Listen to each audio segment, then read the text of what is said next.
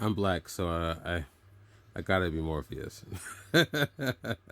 A movie that defined a generation. A generation, everybody. I still remember when this movie trailer first came out.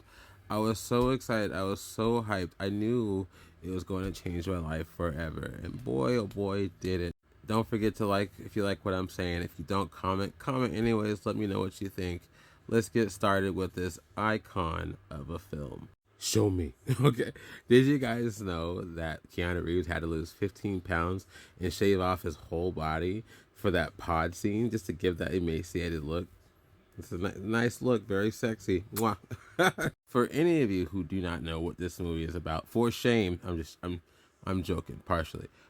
This movie is basically, it asks the question, what would you do if you found out that you were living within a simulation? Would you want to get out? Would you want to fight the people that put you in there? Or are you just happy being part of the simulation, just living out your life? In a way, it's actually kind of a simple concept, right? What would you do in that situation? I think personally, I think it kind of depends on your life inside the simulation. I think that's one big factor. If you're, just kind of, you really hate your life or you're bored with it, which is what Neo is, Mr. Anderson is, you might want to leave the simulation. If you're somebody like George Clooney or something, you might want to stay. Who knows?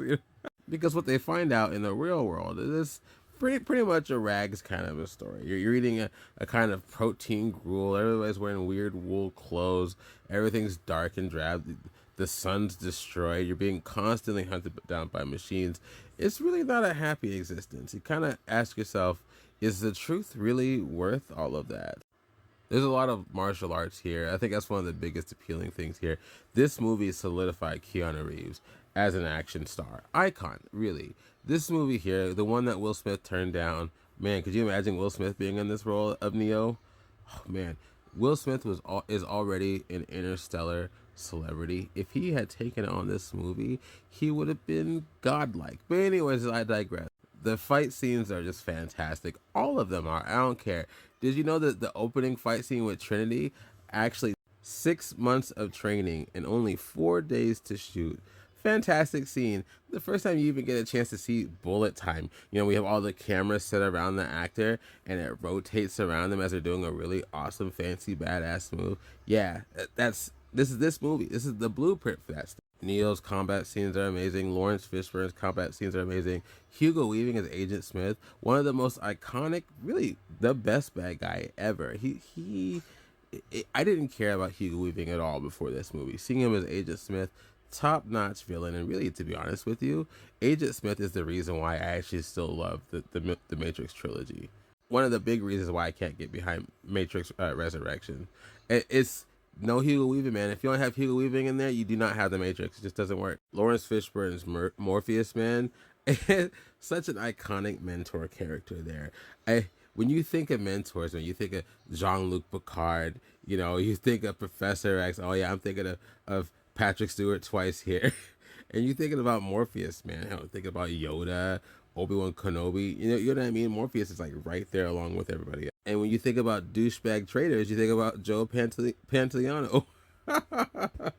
By the way, did you guys know Carrie-Anne Moss actually twisted her ankle during shooting one of these awesome scenes? But she didn't want to tell anybody because she didn't want to get recast. Dedication, man. She's amazing. Fantastic film all around, inspirational, and to be honest with you, still the best one out of all the Matrix stories you've seen. The first one still hits the most, man. It hits the hardest. And yes, I would totally choose the red pill. I absolutely would choose the red pill. Absolutely, no problem.